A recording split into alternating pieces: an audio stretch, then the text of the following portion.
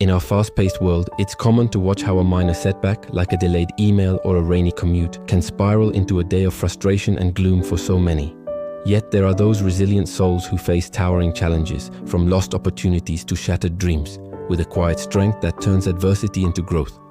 They expand their inner world, creating so much room that sorrow simply fades into the background. This tale we're about to explore reminds us, a narrow mind clings to every sting, letting the smallest irritants fester like wounds, but a vast spirit absorbs the blows, transforming even the fiercest storms into passing showers. As you listen, pause to mirror this against your own journey, because stories like this aren't mere entertainment, they're mirrors for the soul, invitations to reflect and evolve. Long ago, in a bustling coastal village where the sea whispered secrets to the shore, lived a woman named Lila. She was in her mid-20s, adrift in a sea of discontent.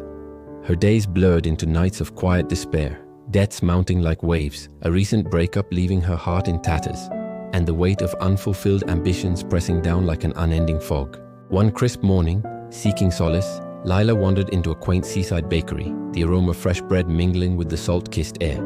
She ordered a simple herbal tea and sank into a worn wooden chair by the window, her thoughts churning like the ocean beyond. At the table nearby, a group of weathered fishermen, their hands calloused from years on the water, shared stories over steaming mugs. Lila hadn't meant to eavesdrop, but their voices carried on the breeze. One, with a beard streaked in silver, leaned in and murmured, "You remember that elder woman up on the cliffside path? She seems ordinary, mending nets and tending her garden, but her words, they're like sunlight breaking through clouds." My nephew was drowning in grief after the storm took his boat, utterly lost. A single conversation with her, and he found his footing again. The others nodded, one adding softly, "Folks call her the keeper of tides.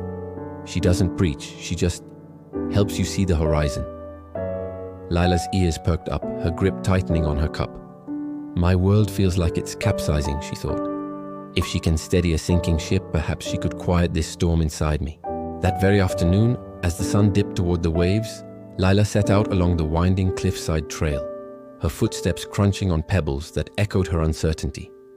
The path twisted upward, past wildflowers nodding in the wind, until she reached a modest stone cottage perched like a sentinel over the endless blue. Knocking hesitantly, she called out, "Elder, I've come a long way in my heart, if not my feet. Life's burdens crush me. Fear, loss, the ache of what might never be. Teach me, please, how to rise above this tide of sorrow." The elder, a woman with eyes like polished shells and skin etched by decades of salt and sun, regarded Lila with a gentle, unwavering gaze. She nodded once, absorbing the words like the earth drinks rain, then turned without a syllable and disappeared into the cottage. Lila stood there, a flicker of doubt crossing her face. Is this a dismissal? But she held her ground, breathing in the rhythmic crash of waves below. Moments later, the elder returned, cradling a delicate seashell, smooth and shallow, no bigger than a palm, and a tiny clay pot brimming with coarse sea salt, crystals glinting like captured stars. "Here," she said, her voice a soft murmur like foam on sand. "Scoop a pinch of this salt into the shell, then fill it with seawater from the jug beside you. Drink from it." Puzzled but trusting the quiet command, Lila did as asked. The shell brimmed with briny water, the salt dissolving swiftly. She lifted it to her lips and sipped. Her face twisted instantly. "It's sharp," she admitted, sputtering slightly. "Overwhelming, like the whole ocean's bitterness crammed into one swallow. I can't taste anything but the sting." The elder's lips curved in the faintest of smiles. "Good. Now take another generous pinch, more this time, and follow me." They descended a hidden path to the cliff's edge, where the vast sea stretched out, infinite and unyielding. "Scatter it here," the elder instructed, gesturing to the frothing waves. Lila flung the salt into the abyss, watching it vanish into the churn. "Now kneel and taste the water as it returns to the shore." Lila dipped her fingers into the lapping tide, bringing a droplet to her tongue. She blinked in wonder. "It's pure," she said, her voice laced with awe. "The salt, it's there, I know, but it's lost in the depth. Fresh, alive, like the sea itself." The elder knelt beside her, the wind tousling their hair as one, and rested a weathered hand on Lila's arm. "Child of the tides, see the truth in this. Sorrow is that salt, raw, unchangeable, neither more nor less than what it is. It comes to us all in pinches or handfuls, as inevitable as the pull of the moon. But the depth of your spirit decides its flavor in your life. A shallow shell holds every grain captive, turning sips into torment.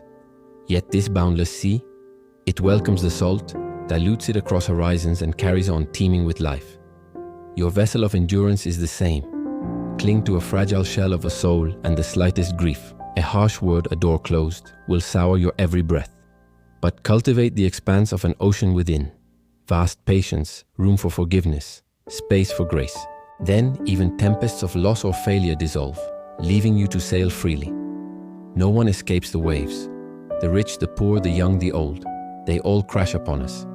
Without the undertow of hardship, how would we learn to swim? Joy shines brightest against shadow, wisdom blooms from weathered roots. But dwell only on the salt and your world shrinks to brine. Let troubles arrive then. Don't shrink like the shell, swell like the sea. Embrace the wide unknown and watch peace unfurl like sails in the wind.